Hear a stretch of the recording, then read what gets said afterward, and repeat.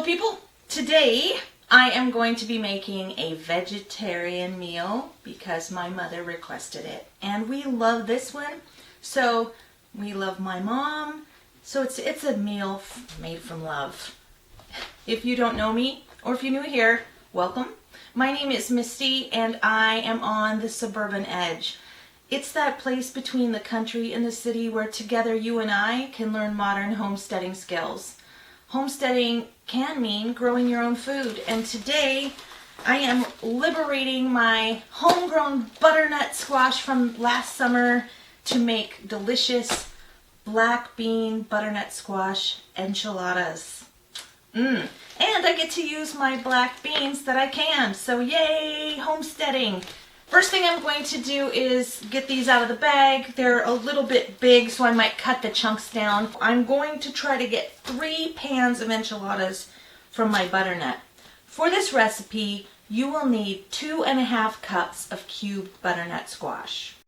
Oh my goodness, my butternut was still a little frosty. It's got a little ice crystal action, and my fingers are freezing. They're mostly thawed out, and I'm chopping them down into littler chunks just to help speed the process along. Okay, I got 3 sheet pans. They're not crowded. When you're roasting, you don't want to crowd your vegetables. You want to have airflow. I'm going to sprinkle each pan with some extra virgin olive oil. Any oil will do. Salt and pepper, a little cumin, and a little, I forgot the word, chili powder. Yeah, just a little bit because I'm putting some in the dish later. So this is just to give the sweet butternut just a little punch. And I'm just going to put some olive oil on each pan and some kosher salt. Sprinkle with a little coarse pepper. Then I also want to give it a little chili powder sprinkle and a little cumin sprinkle. Or cumin, however you guys want to say it. I'm not going crazy because this is also going in the dish that we're going to be cooking on the rest of the dish on the stove. This one has a shaker, so I'll just shake a little bit of homemade chili powder. There's a recipe on the website for homemade chili powder. I'll link it down below. Then just get it mixed around, and then we'll pop it in a 350-degree oven for about 25 minutes. I want to cook it for these for a little longer because they are semi-frozen and I want any water to evaporate out. Okay, this is a classic example of my chemo brain. I told you at the beginning that the butternut was partially frosty, right? So when I went to mix this around, I saw these with frost on them still and panicked and thought I had oversalted them. But no, I didn't. Because, yeah, my brains. The butternut is roasting in the oven, and I just want to prepare some things on the stove to go with the butternut. For this recipe, you will need 1 cup of diced onion, 3 cloves of minced garlic, 1/4 cup loosely packed cilantro, roughly chopped, 1/2 of a finely diced jalapeno. I keep mine in the freezer. 1/2 cup chopped red bell pepper. Again, I keep mine in the freezer. It's so much easier. 1½ cups rinsed and drained black beans. You can use canned. Mine are canned. You also need a can of diced tomatoes with chilies in them. I like the mild. You can do whatever you want because you're the one cooking it, right? But if you come to my house, expect it to be mild. You also need 1 cup of canned or homemade enchilada sauce. My goal this year is to get homemade enchilada sauce canned up so I don't have to buy it anymore. You also need tortillas. I highly recommend these organic whole wheat soft taco size. They're perfect for this and they freeze really well. They come back from the freezer beautifully. You will need 1 cup of shredded Mexican style cheese or cheddar cheese or pepper jack or whatever you want to use. I happen to have this low fat Mexican cheese blend. That's what I'm going to use. I'm going to come at this like you know me already. Also, what I like to put in my enchiladas is a half a cup of cooked quinoa. I made sure to cook this with veggie stock so when my mama comes this summer, she can enjoy a pan of delicious butternut black bean enchiladas and know that it's completely vegetarian. We're gonna meet over at the stove. You are going to need some olive oil, 1 teaspoon of cumin, half a teaspoon of chili powder per batch. I have my pan here, medium-high heat. I have all my ingredients right here, ready to go. And I'm going to put in a little bit of olive oil and add my onions, peppers, and jalapeno peppers.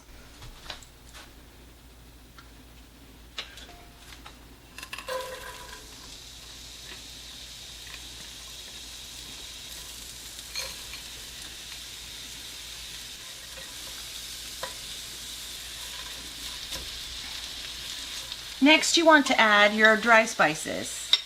It was 1 teaspoon of cumin,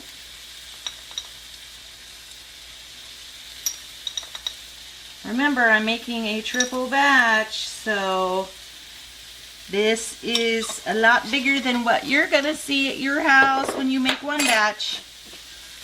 But once you taste it, you're gonna know it's the right thing to do. Make extra every time you cook, because why not? I'm already going through the trouble. And it's a half a teaspoon of chili powder. And just get that mixed around, and you want to cook this until your onions are translucent. Your peppers will be right alongside there.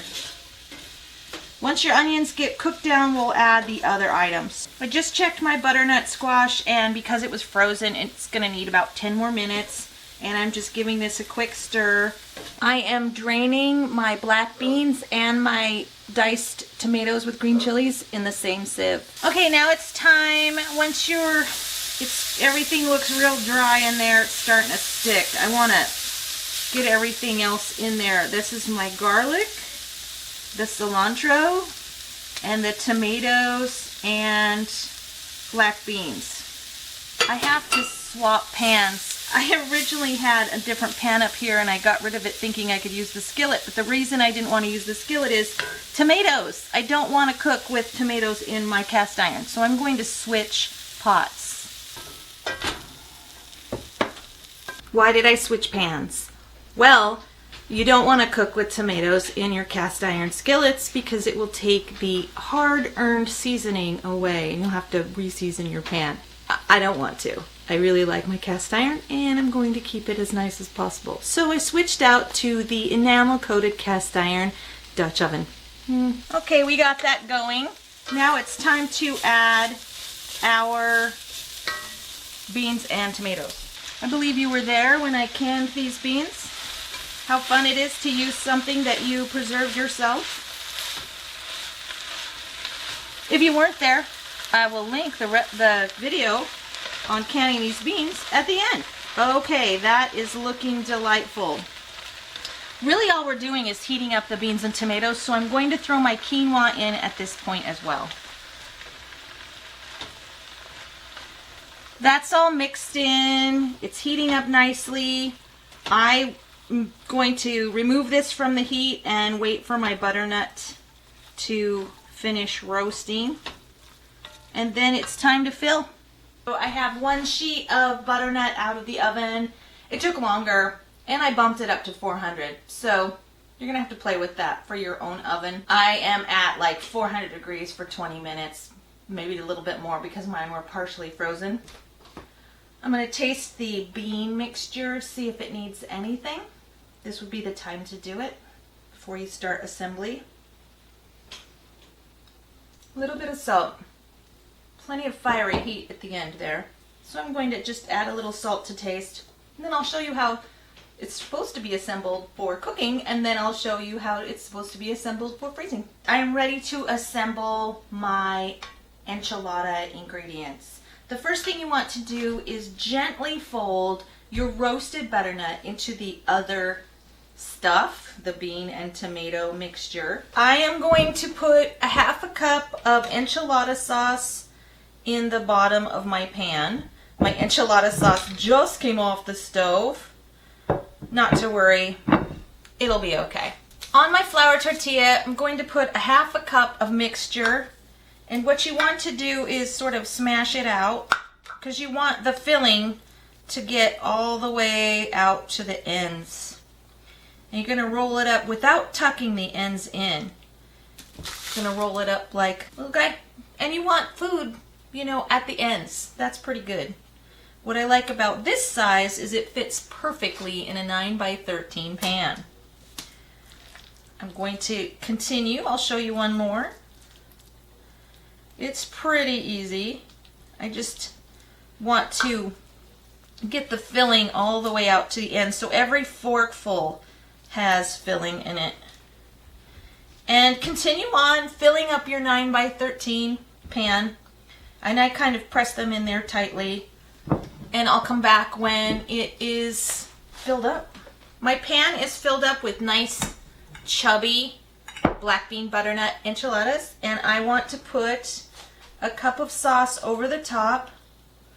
What you really want to do is make sure that your tortillas are covered.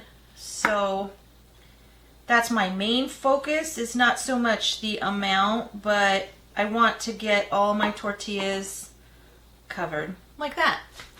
Then we want to put 1 cup of shredded cheese over the top. You can completely smother them. It's up to you. We like a fair bit of cheese, so a cup works out really well. You can serve this with sour cream, guacamole, chips, all the stuff. It's delicious and really easy to put together. I hope you give it a shot. Now, let's look at how different it is to put one together versus cooking it tonight versus freezing. I thought I had 4 packages of whole wheat tortillas, but I only had 3. And when I opened the third one, they had gone bad. So I have 2 to work with, but plenty of filling. I may resort to finishing up my pans with flour tortillas. That's okay. It's okay. Sometimes you work with what you got, right? So I'm going to show you how to deal with the enchiladas for the freezer. I have my handy dandy freezer pan here.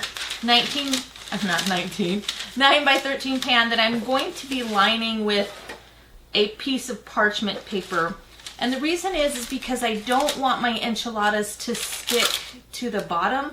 And because I'm not putting enchilada sauce in here, I normally just bake them on the parchment paper and top them with enchilada sauce. It runs down. It's fine. So this is my no-stick enchilada method. So you want parchment paper in the bottom, just like so. And you just do the same thing. You just fill them up and roll them in. Okay, I did end up having to switch to the flour tortillas.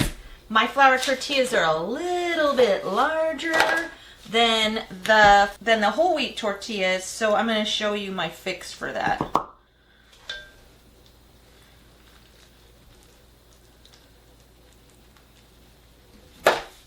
Chop off the ends. Yeah, it's low tech, but it 100% works. I have come to my 3rd freezer pan, and I don't have enough in here to make another whole pan of enchiladas. So what I'm going to do with this is turn them into vegetarian burritos for the freezer. Watch me do that. So I'm going to just use my leftovers. I'm going to still put 1/2 cup of filling in, but more toward the front center. And I'm going to add just a sprinkle of cheese, and I'm going to fold it like I fold my other burritos. So I don't know if you remember or if you saw, but you want to fold this part in like this, and then bring it around, tuck it under like so, and then roll it up. And I like to roll mine in wax paper like this, and then just put all my vegetarian burritos in a freezer bag. Here's that fold again. Let me move my tortilla. So you want to put the filling on like a little under halfway on the tortilla. So halfway would be here. You want to have the filling about 1.5 inches away toward you from the center line. So what you want to do is fold the sides in like this. It looks like a little person wearing a robe, right? Then take your skinny side and then just use it to sort of tuck all the filling in. You're knocking out any air pockets and really consolidating that filling. Then tuck in one side, the other side, and then tightly roll it up. And all your burritos can be deep fried, they can be pan fried, they can be air fried, you can heat them up in the microwave. I got 4 butternut black bean soft tacos or burritos, and don't forget to name your things because who wants mystery food? Raise your hand if you do. I can't see you raising your hand. All right, back to the enchiladas. Okay, so I have my pans. They're on the parchment. This is for freezing. I want to put another piece of parchment paper over the top. And I have my cup of cheese in a bag that I'm going to set right on top there.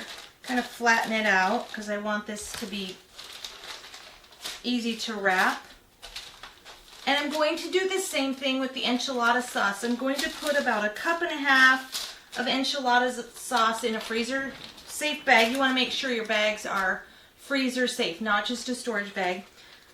The sauce is very hot right now, so I'm letting it cool down. But once it does cool down, I will put it in its own little sauce bag and set it on top there. You can see it'll set up for frozen enchiladas. So I have my sauce pouch and my cheese pouch. Before I bake this, I'm going to take it out of the freezer probably 2 days before I want to bake it.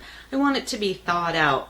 And when I take it out of the freezer, I'm going to take my cheese pouch and my sauce pouch out and stand this sauce pouch upright in a bowl or a Pyrex measuring cup. Just want to get it thawed out by itself.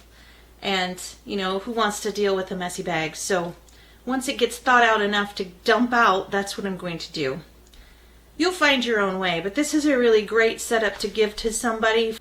So once everything's thawed out, you will put your enchilada sauce on, top it with cheese like I showed you, bake it in, and they both, the fresh and the frozen, both bake in a 400-degree oven for about 15 to 20 minutes until everything's bubbling, until the cheese is melted. So keep an eye on that. If it's still a little frozen in the center, you may want to use a thermometer to double check that you're cooking everything through and it's hot. You do want to cook that covered in a 400-degree oven, so put a clean piece of foil over the top. I'll show you the next mummify. I'm going to mummify these first. I'm going to wrap them in saran wrap. Okay, wrapped in plastic wrap 2 ways. This way and this way. Look at that. Okay, now they have their aluminum foil hats on, and I have a PDF that I keep with my recipes to print out instructions that I can put inside a zipper bag and tape to the front. I'll show you that. I just use the snack size bags because they're cheap and easy to deal with, and I folded this in such a way that I could at least read the name, and I dated it, and now I'm going to just tape this bad boy right to this, and they're ready to go in the freezer. You do need to use freezer tape, not regular masking tape, freezer tape. It won't lift off in the freezer. I have 2 meals ready to go for the future. That's time well spent. Liam, I'm recording. Okay. Thanks for joining me today, and I hope that you loved the enchiladas. I hope you try them. They are not only tasty and delicious, but super good for you. As always, please hit that like button and subscribe and hit the notification bell. I'm putting out lots of content and I'd hate for you to miss any. If you want to check out these 2 videos, there they are. Bye.